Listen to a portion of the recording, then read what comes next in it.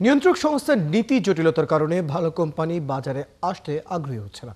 এজন্য বিনিয়োগ বান্ধব নীতিমালা প্রণয়নে দীর্ঘমেয়াদী সংস্কারের আহ্বান জানিয়েছেন পুঁজিবাজার সংশ্লিষ্টরা। ডিএসসি টাওয়ারে পুঁজিবাজারের উন্নয়নে অংশীজনদের নিয়ে সেমিনারে আলোচকরা এসব কথা বলেন।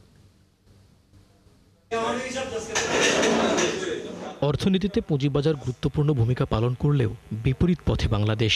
কেননা গেল ১.৫ দশকে কারসাজি আর কেলেঙ্কারিতে পুঁজি খুঁয়েছেন অনেকে, আস্থা হারিয়েছেন দেশি বিদেশি বিনিয়োগকারীরা। এছাড়া গত ২ দশকে যেসব কোম্পানি তালিকাভুক্ত হয়েছে তার বেশিরভাগই ছিল রুগ্ন।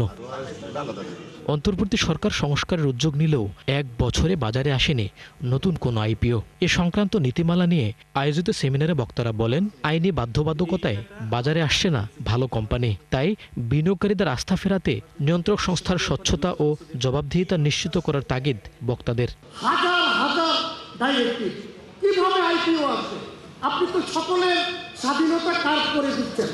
ইনিশিয়াল পাবলিক অফার, পাবলিকের জন্য যে অফারটা করা হয়েছে সেখানে আমরা করলাম কি ৫০,০০০ টাকা করে শেয়ার থাকতে হবে।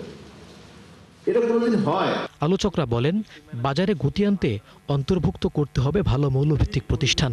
এছাড়া বিনিয়োগকারীদের স্বার্থে ব্যাংক ঋণ সহজ করা ও লেনদেনের ঊর্ধ্বমুখী প্রবণতা ধরে রাখতে কার্যকর পদক্ষেপ নেয়ার তাগিদ দেন বক্তারা।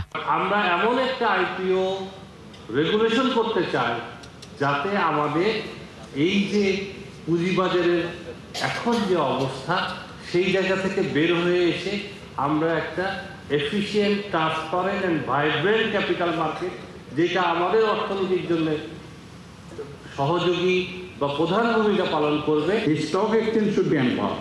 এখানে স্টক এক্সচেঞ্জের রোলটা কি করা? স্টক এক্সচেঞ্জ বাংলাদেশে কি কাজ করে? মানে কাজ করতেই তো দেওয়া হচ্ছে না, তাহলে স্টক এক্সচেঞ্জের কাজ কি? It's just facilitating A trading platform. তা আপনারা স্টক এক্সচেঞ্জকে এখনো অ্যাকোমোডেট করছেন না। তো এটা আমার মনে হয় যে ওপেননেসের প্রথম যেই ব্যারিয়ার, সেটা হচ্ছে যে আমরা অ্যাকোমোডেট করছি না যারা মেইন স্টেক হোল্ডার। বাজারকে গতিশীল করতে প্রাইমারি মার্কেটকে আরও উন্নত করার কোনো বিকল্প নেই বলে মত দেন বক্তারা। আমাদের এই আইপিও রুল যখন ফাইনাল হয়নি, আপনারা ঠান্ডা মাথায় আমরা বসি। মইনুল হাসান, ৭১, ঢাকা।